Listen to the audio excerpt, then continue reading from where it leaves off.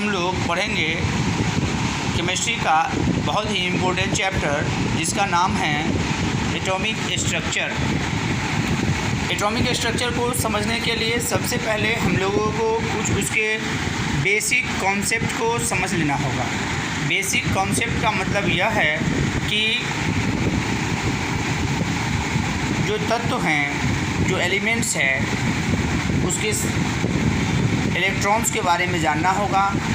तो सबसे पहले हमें यह जानना है कि जितने भी तत्व हमारे इस प्रकृति में उपलब्ध हैं, चाहे वो तत्व धातु हो या अधातु हो, मेटल हो या नॉन मेटल हो,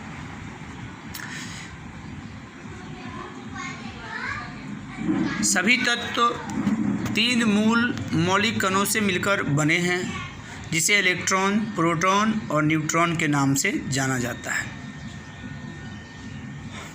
इलेक्ट्रॉन वैसे कणों को कहते हैं जो ऋणावेशित कण हैं और प्रोटॉन धनावेशित कण होता है। इलेक्ट्रॉन ऋणावेशित, प्रोटॉन धनावेशित और न्यूट्रॉन उदासीन कण हैं। किसी भी परमाणु में नंबर ऑफ़ इलेक्ट्रॉन्स और नंबर ऑफ़ प्रोटॉन्स बराबर होते हैं, मतलब कि इलेक्ट्रॉन की संख्या प्रोटॉन की संख्या बराबर होते हैं, जिसका कारण है कि परमाणु विद्युतः उदासीन होते हैं। एटम न्यूट्रल होता है, न वो पॉजिटिव चार्ज है ना ही नेगेटिव चार्ज है। तो किसी तत्व में उपस्थित धन आवेशित कण जो प्रोटॉन है उसकी कुल संख्या परमाणु संख्या कहलाती है, और किसी तत्व में उपस्थित ऋणावेशित कण, परमाणु में जो ऋणावेशित कण हैं उसकी संख्या इलेक्ट्रॉन की संख्या कहलाती है, और इलेक्ट्रॉन और प्रोटॉन की संख्या दोनों बराबर होता है। तीसरा जो कण है वह है न्यूट्रॉन। न्यूट्रॉन की संख्या इस बात और प्रोटॉन की संख्या दोनों को जब हम लोग जोड़ते हैं तो द्रव्यमान संख्या प्राप्त होता है। अब हम लोग देखेंगे कि ये प्रोटॉन, इलेक्ट्रॉन और न्यूट्रॉन का किस प्रकार परमाणु के अंदर ये पाए जाते हैं। तो इसके लिए विभिन्न साइंटिस्टों ने अलग अलग थ्योरी को दिया है, तो सब के थ्योरी को हम लोग एक एक करके समझेंगे। तो फर्स्ट ऑफ ऑल हम लोग आज जानेंगे Thompson model of atoms. J Thomson chemistry के जाने माने साइंटिस्ट थे। उन्होंने सबसे पहले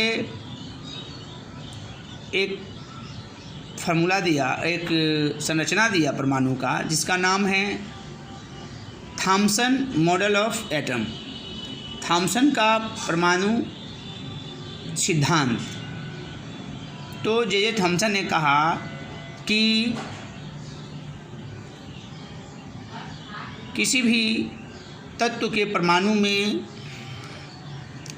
हर तरफ ऋणावेशित कण इलेक्ट्रॉन भरे रहते हैं, और उसे संतुलित करने के लिए, बैलेंस करने के लिए बराबर मात्रा में उसमें ऋणावेशित कण इलेक्ट्रॉन भरे रहते हैं, और उसे संतुलित करने के लिए, बैलेंस करने के लिए जो धनावेशित कण हैं, जो पॉजिटिव चार्ज प्रोटॉन हैं, वह बीच बीच में भरे होते हैं। ठीक उसी प्रकार जिस प्रकार तरबूजे के अंदर बीज भरा होता है, जस्ट लाइक जिस वाटरमेलन में जिस प्रकार बीज भरा रहता है, ठीक उसी प्रकार तरबूजे के अंदर जैसे बीज है बीच बीच में भरा हुआ, ठीक उसी प्रकार परमाणु के बीच बीच में धनावेशित कण प्रोटॉन पाए जाते हैं। लेकिन बाद के दिनों में इनकी ये थ्योरी गलत साबित हुई, और गलत साबित करने वाले साइंटिस्ट थे रदरफोर्ड। रदरफोर्ड का रसायन शास्त्र में, खास करके फिजिकल केमिस्ट्री में बहुत बड़ा कंट्रीब्यूशन है, योगदान है। रदरफोर्ड ने परमाणु का सिद्धांत दिया, जिससे हम लोग रदरफोर्ड मॉडल ऑफ एटम के नाम से जानते हैं। रदरफोर्ड ने जो सिद्धांत दिया, तो इसके लिए उन्होंने एक प्रयोग किया था, जिस प्रयोग के बारे में हम लोग चर्चा करते हैं। थॉम्सन ने बहुत ही पतला स्वर्ण पत्थर का प्रयोग किया, और उस बहुत ही पतले स्वर्ण पत्थर पर उन्होंने अल्फ़ा कण से बमबारी करवाया। अल्फ़ा कण जो एक धनावेशित कण है, उससे जब उस पर बमबारी किया गया, जब उस पर प्रहार किया गया, तो थॉम्सन ने देखा, उन्होंने क्या अवलोकन किया। उन्होंने देखा कि जब हम इस पर अल्फ़ा कण से बमबारी करते हैं स्वर्ण पत्थर पर, तो अधिकांश अल्फ़ा कण जो पत्थर के ऊपर या नीचे वाले भाग से होकर के जाते हैं वो सीधा निकल जा रहा है, स्ट्रेट लाइन में गमन कर रहा है। और जो मध्य स्थिति, जो उसका बीच का बिंदु है, सेंटर पॉइंट के आसपास से जो जाने वाले होते हैं, वो अपने डायरेक्शन से कर्व हो रहा है, मुड़ रहा है। लेकिन और जो कण जो बिल्कुल बीचों बीच में जाता है, वो स्वर्ण पत्थर के सेंटर के पास से होकर गुजरने वाला होता है, वो रिटर्न अपने पथ से वापस लौट जाता है। इस प्रयोग को देखने के बाद रदरफोर्ड ने ये डिसाइड किया, ये निश्चय किया और इस निष्कर्ष पर पहुंचा कि परमाणु के अंदर बीच में नाभिक होता है जिसमें प्रोटॉन और न्यूट्रॉन पाए जाते हैं। चूँकि बीच में प्रोटॉन है और हम जानते हैं कि प्रोटॉन भी धनावेशित कण है, अल्फा कण भी धनावेशित कण है, तो धनावेश में प्रतिकर्षण होता है, जिसके कारण अल्फा कण वहाँ से दूर भागती है या वापस लौट जाती है। और उसके जो किनारे वाले भाग हैं, साइड वाले भाग हैं, जो कक्षा में इलेक्ट्रॉन है, वहाँ रदरफोर्ड ने बताया कि परमाणु के बीच में नाभिक है और उसके चारों तरफ कक्षाओं में इलेक्ट्रॉन पाया जाता है। जो इलेक्ट्रॉन हमेशा गतिशील है, गति कर रहा है। तो रदरफोर्ड का कहना था कि चूंकि वहाँ कक्षाओं में किनारे से इलेक्ट्रॉन है, इसलिए अल्फा कण उधर से आकर्षित होकर के सीधे निकल जाती है। तो रदरफोर्ड के मॉडल में जो सबसे इम्पोर्टेंट बात थी, जो निष्कर्ष, जो निचोड़ था उन्होंने जो दिया कि पहला कि परमाणु के बीच में एक नाभिक होता है जहाँ परमाणु के संपूर्ण द्रव्यमान अवस्थित होते हैं, वहाँ प्रोटॉन और न्यूट्रॉन नाभिक के अंदर पाए जाते हैं और उस नाभिक के चारों तरफ कक्षाएं होती है जिसे K-L-M-N नामकरण दिया गया और उस कक्षाओं में इलेक्ट्रॉन घूमता रहता है। अब हम लोग देखते हैं limitations of Rutherford models of atom. Rutherford के इस एटॉमिक मॉडल में, परमाणु सिद्धांत में समस्या कहाँ रह गई, उसकी सीमाएं क्या है, उसमें कमियां क्या रह गई। फिजिक्स के एक जाने माने साइंटिस्ट हुए नेल्स बोर। नेल्स बोर ने अपने अध्ययन के बाद ये बताया कि रदरफोर्ड का जो परमाणु मॉडल है वो पूरी तरह सत्य साबित नहीं हो रहा है। उन्होंने बताया कि अगर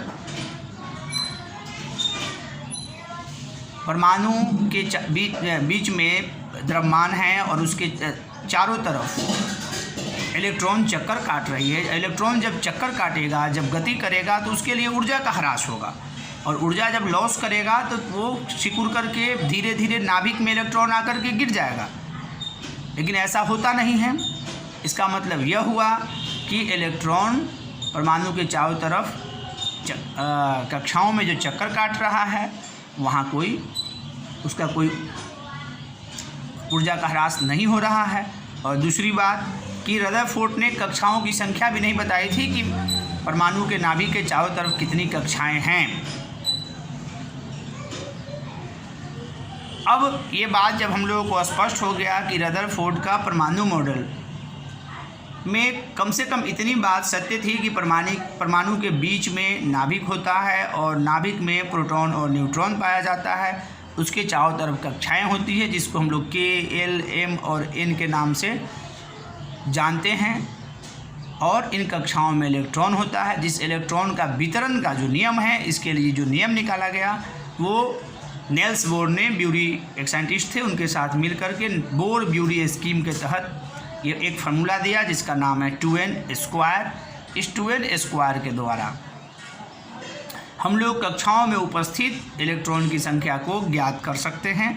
जैसे पहली कक्षा जिसका कक्षा K है, जिसकी कक्षा संख्या 1 है, तो हम लोग 2n² से निकालेंगे 2n²। अब n का वैल्यू जब हम लोग 1 डालेंगे, इसका मतलब होगा 2 × 1 का स्क्वायर। इसको जब हम लोग सॉल्व करेंगे तो 2 × 1 × 1 = 2। तो कक्षाओं में पहली कक्षा में अधिक से अधिक 2 इलेक्ट्रॉन रहेंगे।